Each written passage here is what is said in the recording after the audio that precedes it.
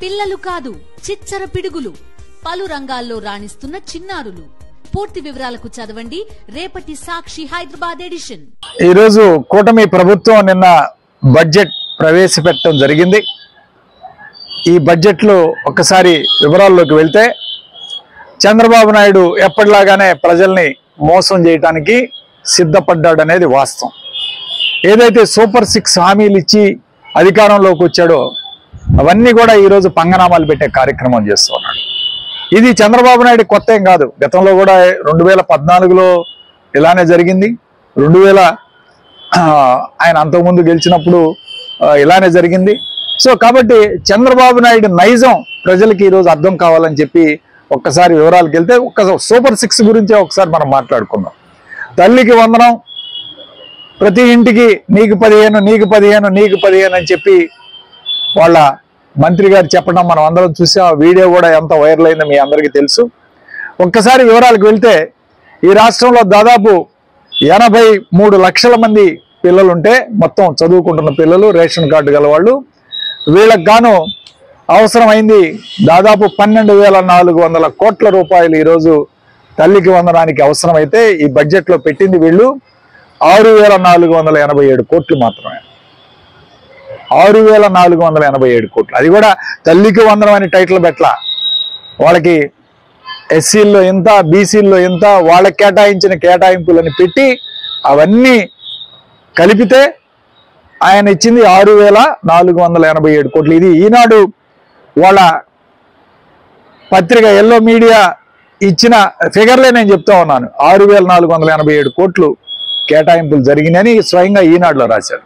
అంటే 12,400 కోట్లు అవసరం అయితే తల్లికి వందనం, 6,400 కోట్లు పెట్టి ఎవరిని మోసం చేయదలిచాడు? ఎవరికి ఈరోజు ఇవ్వటం లేదు తల్లికి వందనం? అసలు తల్లికి వందనం ఇస్తున్నారా లేదా? బడ్జెట్లో అయితే ఆల్రెడీ ఇచ్చేసామని కూడా చెప్పడం జరిగింది. అట్లానే రెండోది అన్నదాత సుఖీభవ. రైతులకి ఈరోజు సంవత్సరానికి 20,000 రూపాయలను ఇచ్చి అధికారంలోకి వచ్చిన చంద్రబాబు ఈరోజు బడ్జెట్ కేటాయింపుల్లో కేవలం 1000 కోట్లు మాత్రమే కేటాయించడం జరిగింది. సరే, కేంద్ర ప్రభుత్వం 3,500 కోట్లు ఇస్తే మొత్తం కలిపి 4,500 కోట్లు ఈరోజు చంద్రబాబు నాయుడు అన్నదాత సుఖీభావ్ చూపిస్తే ఈరోజు అవసరమైంది ఎంతండి? 10,700 కోట్ల రూపాయలు అవసరం. 10,700 కోట్లు. దాదాపు ఈ రాష్ట్రంలో 53,58,000 మంది రైతులు అర్హులై ఉంటే ఈ పథకానికి, దీనికి కావాల్సిన మొత్తం 10,700 కోట్లు అయితే ఈయన బడ్జెట్లో పెట్టింది 4,500 కోట్లు. 1000 కోట్లు మాత్రమే బడ్జెట్లో పెట్టి కేంద్ర ప్రభుత్వం నుంచి తీసుకొచ్చిన 3,500 కోట్లు ఎంతమందికి ఇవ్వడం? కాబట్టి చంద్రబాబు నాయుడు మోసం చేయడానికి ఇదే ఉదాహరణ అని చెప్తా ఉన్నాను. అట్లానే మహిళా నిధి, అసలు మహిళా నిధికి అయితే ఎక్కడ సపరేట్గా పెట్టలా. సరే, వాళ్ళ కరపత్రికలో రాసింది 3,341 కోట్లు అని రాశారు. కానీ మహిళా నిధికి ఎంత అవసరమో తెలుసా? ఈ రాష్ట్రంలో దాదాపు 2,07,000 మంది మహిళలు ఉన్నారు. వీళ్ళకి కావాల్సిన మొత్తం కలిపితే 37,300 కోట్లు సంవత్సరానికి అవసరం. 18,000 రూపాయల చొప్పున, సంవత్సరానికి 18,000 రూపాయల చొప్పున. ఈయన కేటాయించింది 3,340 కోట్లు. అంటే ఈ పథకాన్ని మొత్తం ఎత్తేసినట్టే. ఇది లేదు. దీపం పథకం కింద 891 కోట్లు చూపించారు. దీనికి అవసరమైంది సంవత్సరానికి 2,740 కోట్లు. ఇందులో 1,42,000 మంది రేషన్ కార్డు వాళ్ళు ఉంటే వీళ్ళు ఇస్తుంది 95 లక్షల మందికి. అంటే మిగిలిన 47 లక్షల మందికి టోపీ పెట్టే కార్యక్రమం చేస్తున్నారు. ఇక ఉచిత బస్సు ఊసేయలేదు. అట్లనే నిరుద్యోగ వృత్తి గురించి అసలు మాట్లాడలేదు. 20 లక్షల ఉద్యోగాలు ఇస్తానని చెప్పాడు, దాని గురించి ఊసేయలేదు. కాబట్టి ఈ సూపర్ 6 తీసుకుంటే చంద్రబాబు నాయుడు వాళ్ళ దారుణంగా ప్రజలను మోసం చేసే కార్యక్రమం.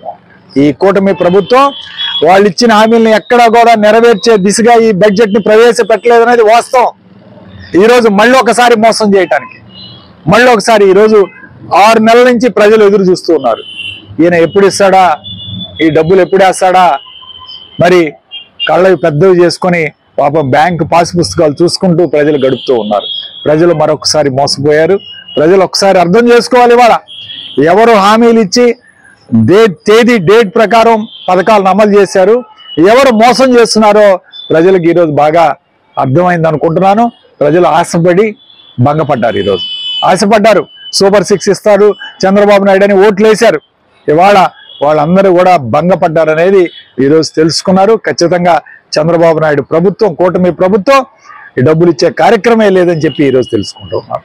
అలానే పూర్తిగా పన్నులు రాబడిలో కూడా ఈరోజు ఒక్కసారి తీసుకుంటే జిఎస్టీ ఇవాళ మైనస్ అంటే నెగిటివ్గా నడుస్తుంది. ఈరోజు జిఎస్టీ ఒక్క మేలోనే 11% ప్లస్లో ఉంటే జిఎస్టీ, అది కూడా వైసీపీ ప్రభుత్వం దిగిపోయేటప్పుడు కూడా కొన్ని డబ్బులు వేసింది ప్రజలకి.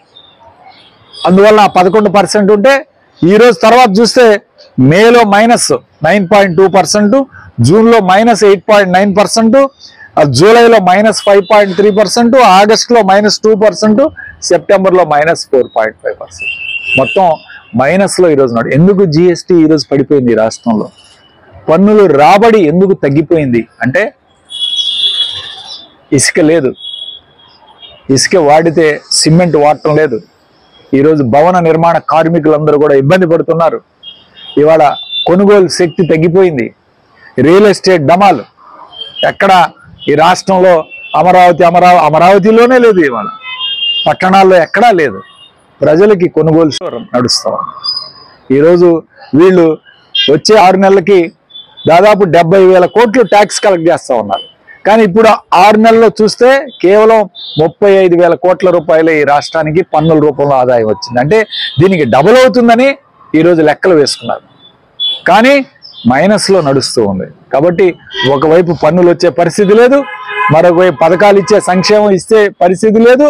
చంద్రబాబు నాయుడు ప్రభుత్వం ఈరోజు ప్రజలను మోసం చేసే కార్యక్రమం చేస్తుందని చెప్పి తెలియజేస్తూ ప్రజలు అర్థం చేసుకోవాలి. వాళ్ళ ఎవరు మీకోసం నిలబడ్డారు, ఎవరు మీకు మీ పిల్లల్ని చదివించారు, ఎవరు మీకు రెగ్యులర్గా మరి సంక్షేమ పథకాలను అమలు చేశారో ప్రజలు ఒకసారి గుర్తు చేసుకొని ఈ చంద్రబాబు నాయుడు చేసే మోసాలని గమనించాలని మరొకసారి కోరుకుంటూ సెలవు తీసుకుంటున్నాం.